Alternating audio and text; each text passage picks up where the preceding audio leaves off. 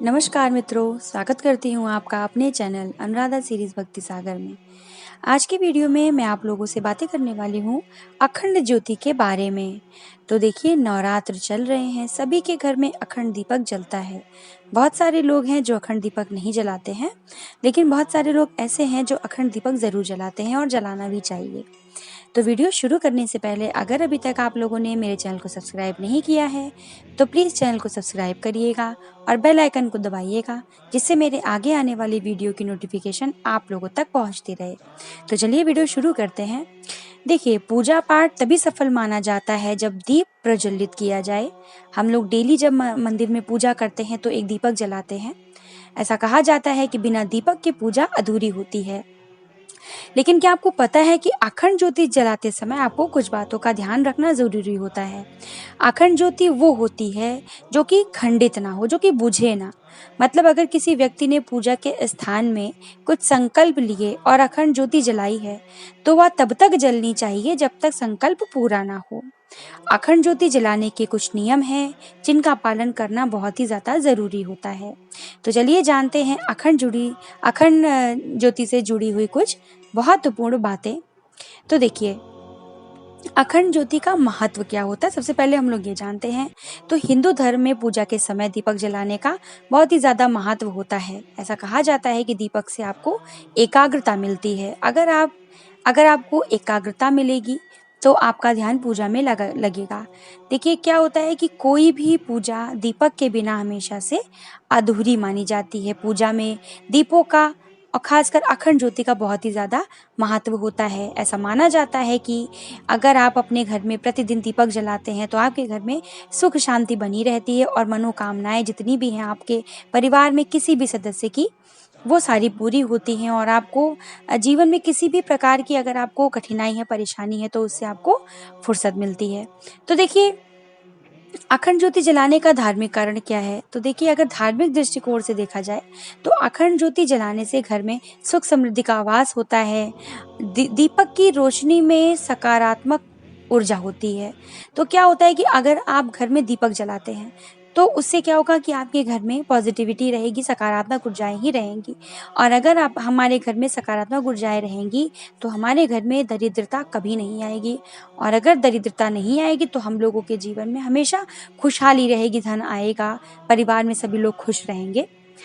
चलिए जान लेते हैं अखंड ज्योति जलाने के नियम क्या क्या होते हैं। तो देखिए, अखंड ज्योति जलाने से पहले आपको श्री गणेश जी का, भगवान शिव और माँ दुर्गा का ध्यान जरूर करना है। किसी भी पूजा में अगर आप अखंड ज्योति जलाते हैं तो आपको सबसे पहले गणेश जी का ध्यान करना है, उसके बाद भगवान शिव का, उसके बाद माता दुर्गा का ध्यान जरूर करें।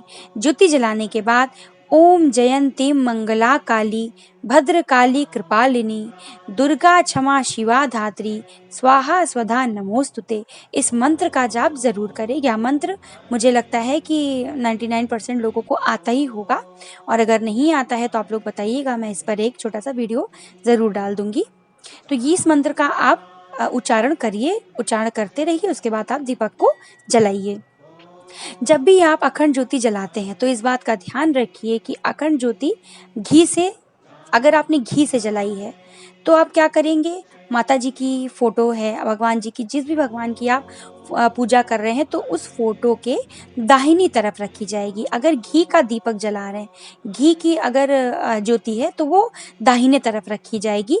और अगर तेल से है, यानी तिल के तेल से जलाते हैं आप, तो वो किधर रखी जाएगी, बाईं तरफ।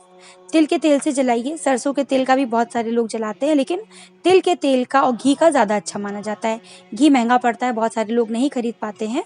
तो अगर तिल के तेल का आप जलाते हैं तो इस बात का आपको खास ध्यान रखना है, घी के तेल का दीपक आपको दाईं तरफ और तिल के तेल का यानी तेल का दीपक आपको बाईं तरफ रखना होता है।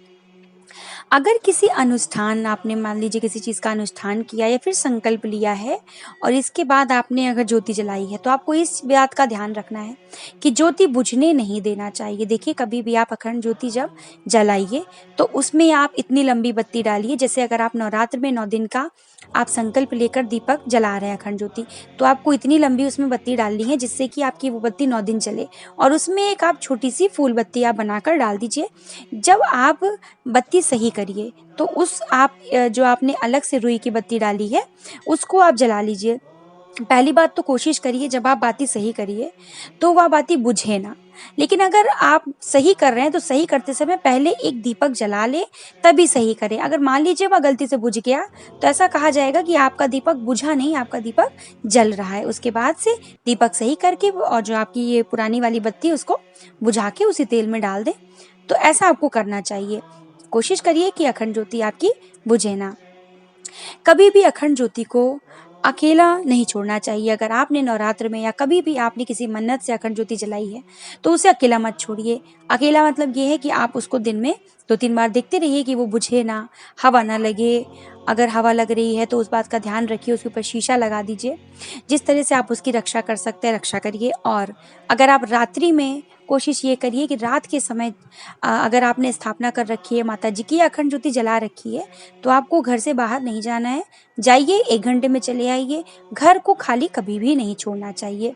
इस बात को आपको ध्यान रखना है। घर में ताला बिल्कुल भी नहीं लगाना चाहिए। कोई ना कोई सदस्य घर में ज़रूर होना चाहिए। आपको इन सब बातों का बहुत ही ज़्यादा ध्यान रखना है। तो चलिए अब हम लोग जान लेते हैं कि अखंड ज्योति जलाने के फायदे क्या होते हैं।